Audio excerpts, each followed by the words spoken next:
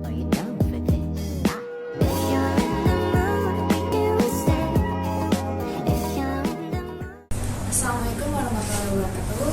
Izin memperkenalkan diri. Perkenalkan, nama saya Rifka Akila Azahra, mahasiswi semester 1 D3 Manajemen Sumber Daya Manusia dari Politeknik Ketenagakerjaan tahun 2020. Pada kesempatan kali ini, saya akan melakukan wawancara bersama dengan praktisi HR yang nantinya saya akan menanyakan pengalaman beliau di dalam dunia HR, terutama dalam hal negosiasi.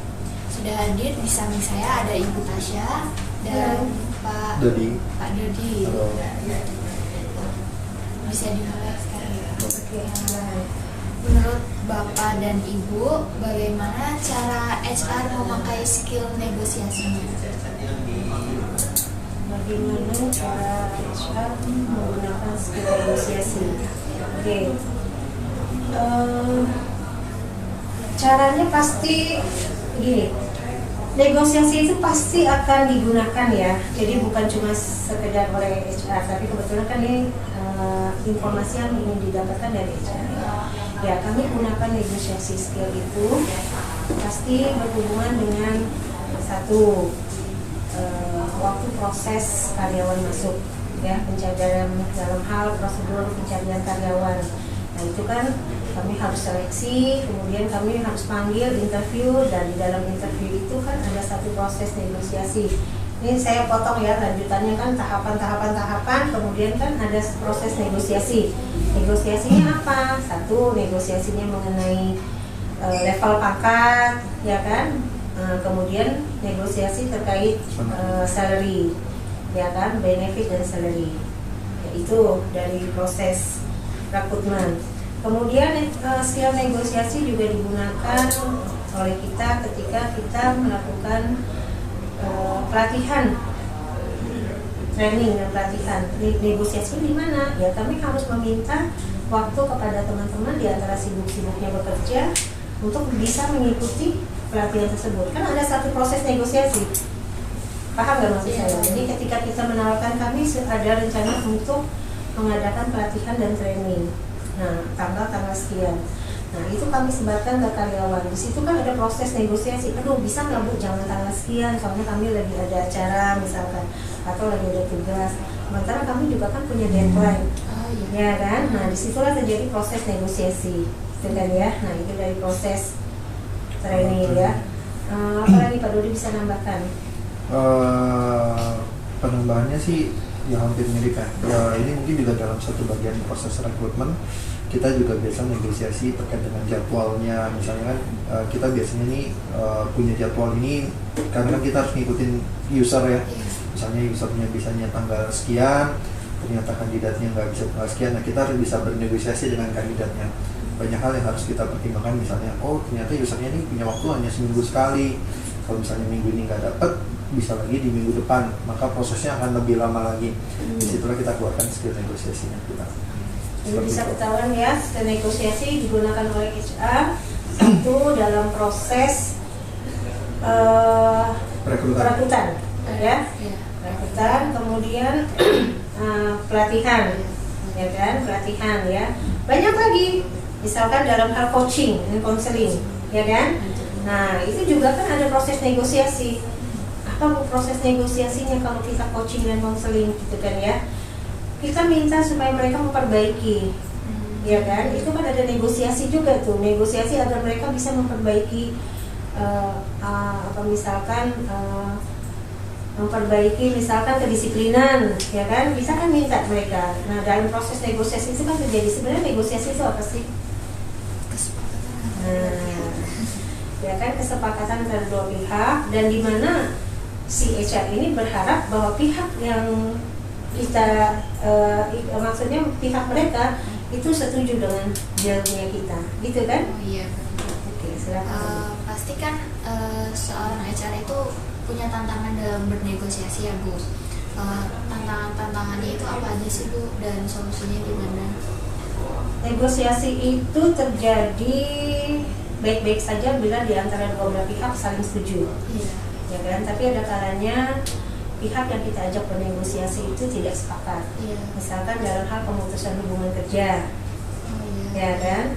Nah, di sana kan juga kita harus mengumpulkan bukti-bukti, data-data untuk melakukan pemutusan hubungan kerja. Nah, di dalam mencari fakta-fakta dan kebenaran itu, ketika kita sampaikan mungkin aja ada sanggahan, ya kan? Ada debatan-debatan. Nah, tapi kan prosesnya harus kita lalui. Bagaimana caranya supaya win-win solution. Nah, ya kan? Nah, itu di situ. Hambatan-hambatannya terjadi kalau pihak yang kita ajak negosiasi tidak setuju. Nah, itu pasti ada hambatan. Tapi bagaimana caranya? Ya kita cari jalan tengah. Misalkan kita kumpulkan bukti yang memang ternyata bukan memojokkan ya, ternyata memang bukti tersebut akurat. Ya kan otomatis dia tidak bisa mengelak lagi. Dan kita lakukan sesuai dengan pasal-pasal Undang-Undang Tenaga Kerja. Artinya kan kita tidak melakukan manipulasi gitu kan, tidak merugikan dana. Itu kan bisa terjadi. Gitu. Ada lagi Pak Dodi mungkin mau nambahin? Ya. Mungkin kalau cara HR dalam meningkatkan keterlibatan manajemen karyawan di perusahaan itu seperti apa? Engagement. Silakan Pak Dodi. Meningkatkan engagement. Jadi banyak hal yang kita lakukan untuk cara meningkatkan engagement ya. Jadi pertama kita buat kegiatan yang memang bisa kita melibatkan setiap karyawan. Kegiatan apa aja sih yang kita lakukan? Ya. Misalnya kita kegiatan olahraga bersama. Misalnya kita kayak kemarin kita habis outing ya Bu ya. Kita ada kegiatan outing, team building dan sebagainya itu kita lakukan. Nah, itu kami rasa perlu dilakukan karena challenge juga nih ketika kita misalnya satu tempat tapi karena mungkin kesibukannya masing-masing kita nggak bisa saling engage, saling dekat. Maka dengan adanya kegiatan seperti itu mulai dari main badminton bareng, futsal bareng, atau kita jalan bareng itu buat kita semakin lebih dekat dan dampaknya ke pekerjaan juga akan lebih baik lagi karena secara hubungan kita sudah lebih dekat. Ya, jadi itu adalah kegiatan staff refreshment namanya ya. Salah satu cara bagaimana kita meningkatkan engagement karyawan, salah satunya dengan staff refreshment. Jadi kegiatan-kegiatan untuk merefresh si karyawan itu sendiri. Kenapa kita adakan itu? Dan tadi Pak Dodi sudah jelaskan bahwa terkadang kita sibuk di departemen masing-masing sehingga ketika kita saling mengenal dalam situasi pekerjaan gitu kan. Nah, bagaimana caranya supaya teman-teman itu membentuk timnya, rasa bersama-samanya itu kan perlu satu situasi yang berbeda. Nah, dengan adanya kegiatan seperti kegiatan olahraga bersama, kemudian senam atau kesenian atau outing atau misalkan perayaan 17 Agustus, nah itu diharapkan teman-teman bisa saling berkumpul bersama-sama dengan situasi berbeda, sudah bukan dengan pekerjaan yang dibahas. Nah, diharapkan komunikasi yang tidak lancar antar departemen menjadi lebih cair. Ketegangan-ketegangan ketika berhubungan kerja antar departemen bisa lebih ringan. Nah, itu sangat berguna sekali, ya. Apa Ibu sama Bapak pernah bernegosiasi di bawah tekanan waktu dan bagaimana Ibu sama Bapak mengolah situasi tersebut? Di bawah tekanan waktu mungkin dalam hal proses pemutusan hubungan kerja ya, ya kan, dimana pihak tersebut harus diakhiri pekerjaannya, ya kan, dan kami harus melakukan pemutusan hubungan kerja. Nah, itu sih ada proses-proses, kemudian juga ya tekanan-tekanan wajar lah ya, karena kami juga akan melakukan sesuai dengan prosedur undang-undang gitu. Tapi yang pasti ya itu pasti menyita waktu ya, karena kan harus mempersiapkan data, dokumen, bukti-bukti, ya kan. Terus juga menggali informasi, tidak bisa kita lakukan tiba-tiba gitu, tapi kita harus mengumpulkan data dan bukti-bukti, baru hal itu bisa kita lakukan. Pastikan di dalam perusahaan itu kan beragam ya Bu, ada yang dari suku yang berbeda, ras dan agama. Dan bagaimana cara Ibu menangani konflik karyawan yang memiliki gaya komunikasi atau karakter yang berbeda gitu? Menarik nih ya. Kita selalu gini, kita dalam menerima karyawan pasti itu dari segi usia juga beda-beda ya. Iya. Ada yang namanya Gen Gen Z, Z. terus Gen Alpha, sekarang Gen Alpha mah belum ya, belum kerja ya, Gen Z, terus sebelumnya Gen apa? Gen Y gitu kan ya. Terus apa lagi? Baby boomer. Baby boomer gitu kan ya. Semua ada di sini, semua ada di sini. Ya kalau Gen Z itu ya pasti ada lah di sini. Nah itu mereka mempunyai gaya komunikasi masing-masing, ya kan? Iya. Dengan cara komunikasi masing-masing itu. Nah, cara kami adalah memberikan pelatihan sih. Yang pertama ya, bisa dengan pelatihan bagaimana caranya kita itu mengenal satu sama lain. Itu ada pelatihannya. Jadi misalkan kalau kita bicara dengan orang finance ya, nah kita harus lihat nih karakter orang finance itu apa sih, detail, akurat, data, ya kan? Nah mungkin kita bicara sama mereka lebih efektif kalau kita menggunakan data. Nah kita lihat nih, nah misalkan seperti seorang sales itu mungkin lebih ke apa? Komunikasinya ya.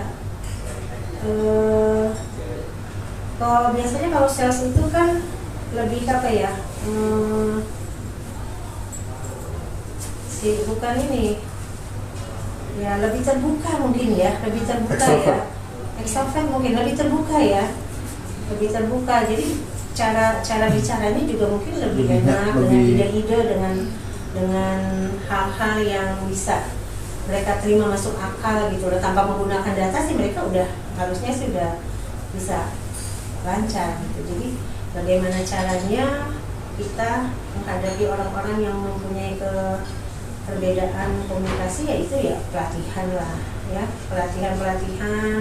Kemudian apa lagi Pak Dodi? Ya dengan adanya kegiatan staff refreshment Ya, juga jadi kan kita bisa mencairkan komunikasi ya, sehingga kalau cair komunikasi negosiasi gampang. Misalkan orang finance seperti bulan Desember ini mereka kasih deadline sama kita, oh tanggal 12 tutup dokumen. Nah karena kita sudah kenal sudah baik, kita negosiasi jangan tanggal 12 dong, ya kan? Tanggal 12 ini atasannya lagi nggak ada nih, kan baru tangan ini baru bisa ke finance. Tanggal 13 deh ya, tanggal 13 ya. Itu kan satu bentuk negosiasi ringan ya, benar nggak? Itu dilakukan kan? Nah itu bisa cair karena adanya apa? Kedekatan karyawan, gitu kan? Jadi harus dicairkan dulu, jadi bisa lebih efektif komunikasinya. Silakan. Menurut Ibu sama Bapak, negosiasi itu seberapa pentingnya sih di dalam dunia HR? Silakan. Sangat penting ya, karena dalam hal gini deh, contohnya ketika kita proses rekrutmen karyawan, setiap karyawan tuh pasti mereka punya keinginan tertentu lah. Misalnya contohnya karyawan A yang mereka gajinya 1 juta nih di perusahaan lama, dia pengen pindah ke tempat baru dengan gajinya 10 juta, which is itu naiknya jauh banget, 9 juta atau 9 kali lipat. Sedangkan kita mau hire dia nih karena memang secara kompetensi dan sebagainya itu memenuhi kebutuhannya kita.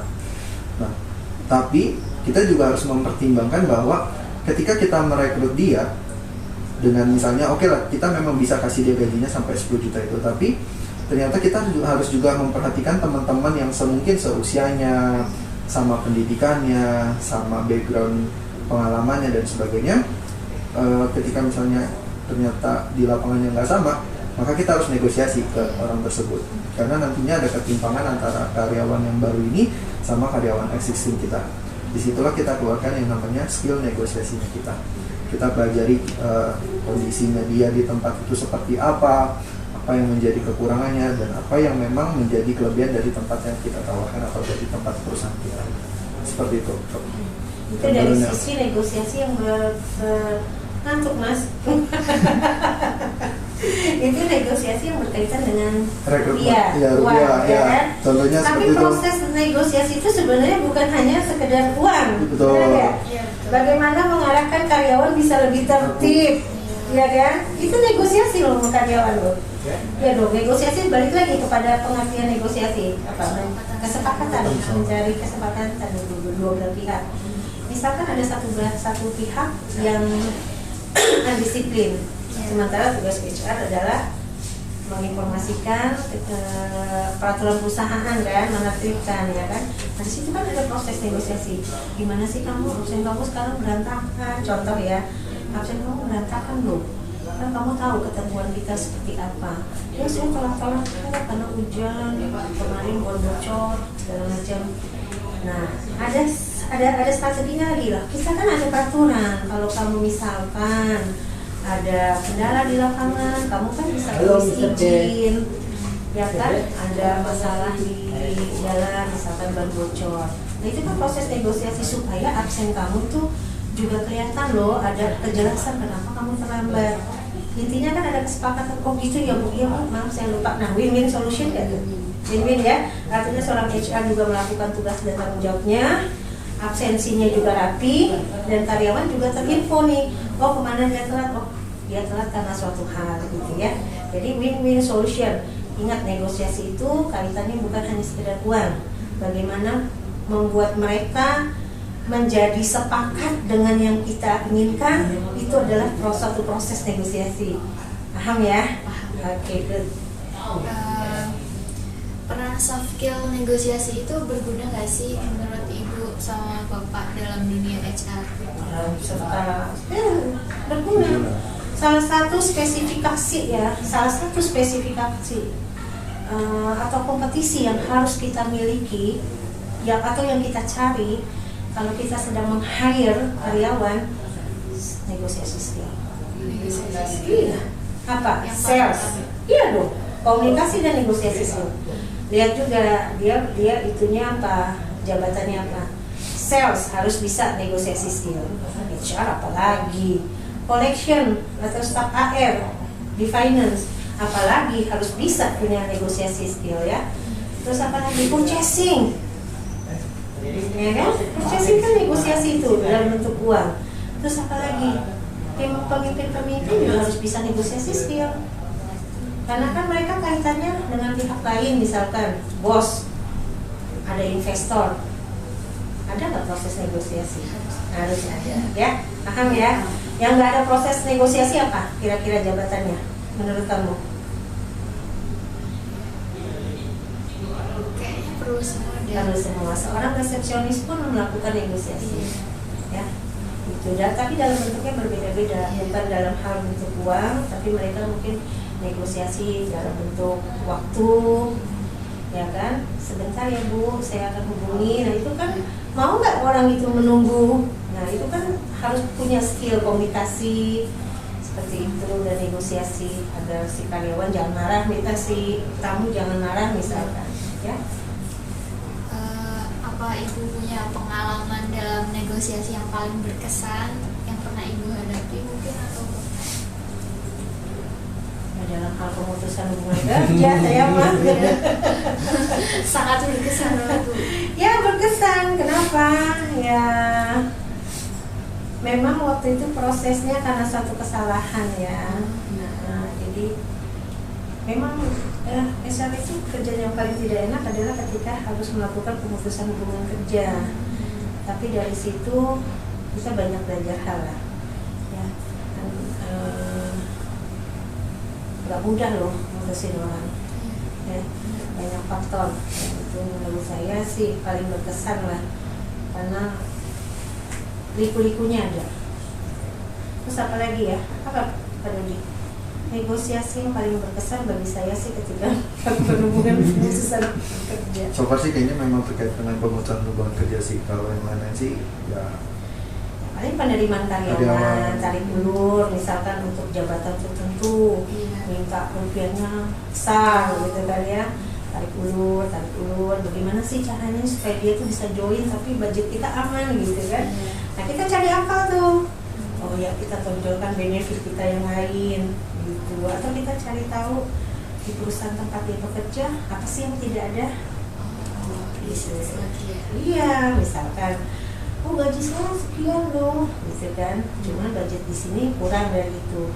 Ya tapi kan Bapak di sana nggak ada asuransi kesehatan Pak. Asuransi itu penting loh Pak, gitu kan ya. Bayangkan kalau Misi, maaf ganggu. Bu, saya izin tanya. ya, oke. Itu materinya ada di meja Ibu. Ya, oke. Nah, misalkan tapi kan Bapak nggak ada asuransi, misalkan. Penting loh kesehatan, Bapak sekarang sakit khusus buntu aja beberapa.